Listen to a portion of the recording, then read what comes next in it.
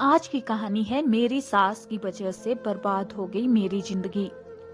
मैं 2 साल पहले काफी उम्मीदों और सपनों के साथ शादी के बंधन में बंधी थी।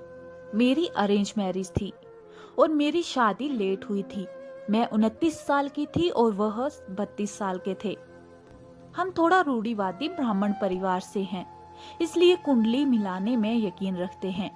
मैं अपने ससुराल आ गई क्योंकि मेरे पति परिवार में इकलौते बेटे हैं और उनकी बड़ी बहन की शादी हो चुकी है। जीवन में हर कोई खुशहाल शादीशुदा जिंदगी चाहता है, लेकिन रिश्तों का ताना बाना कई बार उलझ सा जाता है। सास बहू का रिश्ता हमेशा ही बेहद नाजुक रिश्ता है। पति को अपनी माँ और पत्नी के बीच अगर संतुलन बिठाना ना आए तो कई बार पति पत्नी का रिश्ते में दरार पड़ जाती है। पहले ही दिन से वह लिविंग हस्बैंड की कैटेगरी में से नहीं थे। यहाँ तक कि पहली बार अकेले में उन्होंने मुझसे जो शब्द कहे वो थे, मेरी माँ ही मेरे लिए सब कुछ है, तुम्हारी जगह हमेशा दूसरे ही रहेगी। मैं एक पढ़ी लिखी और नौकरीशुदा लड़की थी। मैंने उनके अपनी माँ के प्रति प्यार और समर्पण को स्वीकार कर लिया, लेकिन मैंने महसूस किया कि उनकी जिंदगी में दूसरी महिला की भावनाओं के लिए कोई जगह नहीं है। मेरी सास की एक आदत थी कि वह मेरे बारे में हर एक बात अपने बेटे को बताती थी, जैसे मैं खाना बनाने में एक्सपर्ट नहीं हूँ। नौकरी करने की वजह से मेरे पास एक्सपर्ट्स की तरह खाना बनाने का समय भी नहीं रहता था। मैं अपनी सास की अपेक्षाओं के मुताबिक खाना नहीं बना पाती थी, लेकिन वह मुझसे कुछ नहीं कहती थी। लेकिन जब शाम को मेरे पति लौटते तो वह बहुत ही सामान्य तरीके से मेरे बारे में शिकायत करती। वो ऐसे लहजे में सब कुछ बोलती थी जिससे कि मेरे पति को लगता था कि मैं उनकी जिंदगी में सबसे अहम शख्स को परेशान कर रही हूँ। इसी तरह की कई छोटी छोटी बातों से मेरे और मेरे पति के बीच दूरी बढ़ती गई। ऊपरी तौर पर तो हम खुश थे, लेकिन मेरे पति अपने काम और हाव भाव से अपने पेरेंट्स को जता देते कि वो मेरे साथ खुश नहीं हैं। मेरे पति टिट फॉर टैट स्वभाव वाले हैं। उनके मन और कामों से ये बिल्कुल साफ हो गया था कि मैं उनकी माँ के लिए अच्छी हाउसवाइफ नहीं हूँ और उनके परिवार पर एक बोझ हूँ।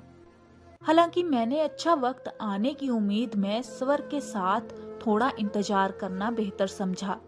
मुझे लगा कि बच्चा होने के साथ ही सब ठीक हो जाएगा, लेकिन भगवान ने यहाँ भी मेरे साथ धोखा किया।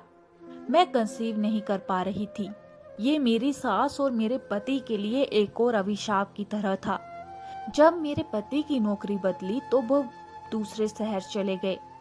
बदकिस्मती से इसी समय मेरी सास की तबीयत भी खराब हो गई, जैसा कि हमेशा से होता आ रहा था। इसके लिए भी मुझे जिम्मेदार ठहरा दिया गया। मैंने बहुत सफाई दी, पर किसी ने मेरी बात नहीं सुनी। अपने पति की इच्छा के मुताबिक मैं उनके साथ दूसरे शहर आ गई और कुछ दिनों के लिए अपनी नौकरी से छुट्टी ले ली।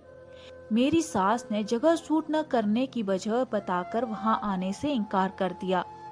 मैं करीब 1 महीने के लिए अपने पति के साथ दूसरे शहर में रही। इस दौरान मेरी सास मेरे पति की दादी को घर ले आई। दादी ने मेरी सास को मेरे खिलाफ भड़का दिया और जब मैं वापस घर लौटी तो मेरी मुश्किलें और बढ़ गई। मेरे ऊपर लगातार ताने मारे जाते। वह ये भी कहने लगी कि मैं उन्हें उनके बेटे से छीन लेना चाहती हूँ। मेरे पति पूरी तरह से मेरे खिलाफ हो गए।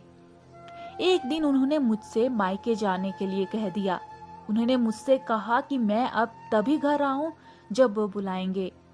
मेरे पेरेंट्स और मेरी लगातार कोशिशों के बावजूद भी उन्होंने मुझे देखने और बात करने से मना कर दिया।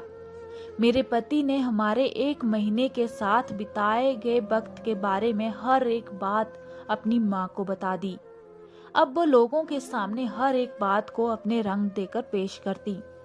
वो लोगों को कहती कि मैं उनके बेटे के लिए परफेक्ट पत्नी नहीं थी और इसी वजह से हमारा परिवार बढ़ नहीं पाया। मेरे पति उनकी हर एक बात को मानते हैं। मेरी ननद भी उन्हीं लोगों का साथ देती हैं। अब उन्होंने मुझसे हमेशा के लिए अलग होने का फैसला कर लिया है। मैंने उनकी इस बात को मानने से इनकार कर दिया। लेकिन उन्होंने मुझे मेरा सारा सामान लौटाते हुए कहा कि मैं इन 2 सालों में उनके लिए केवल एक शर्ट की तरह थी और वह अब इस शर्ट से पूरी तरह थक चुके हैं। मुझे विश्वास ही नहीं होता है कि कोई ऐसा कैसे हो सकता है। मैं बहुत ही धार्मिक हूँ और अपनी जिंदगी में ऐसा कुछ होने की कल्पना भी नहीं की थी। मैं एक अनिश्चित भविष्य के साथ अपने माता पिता के साथ रह रही हूँ। ये सब मेरे साथ इसलिए हुआ कि मैं अपनी सास को माँ बुलाती थी। मुझे नहीं पता कि उन्हें मेरी जिंदगी बर्बाद करके क्या मिल गया। क्या एक पति का ये कर्तव्य नहीं है कि वो उस लड़की का ख्याल रखे जो उसकी जिंदगी और घर में आई है? दोस्तों, इसके बारे में आपका क्या ख्याल है? हमें कमेंट बॉक्स में जरूर बताएं और ज़्यादा से ज़्यादा लाइक और शेयर करें। अगर चैनल पे नए हैं तो आपसे विनम्र निवेदन है कि चैनल को सब्सक्राइब करना ना भूलें। मिलते हैं किसी और वीडियो के साथ, तब तक के लिए धन्यवाद।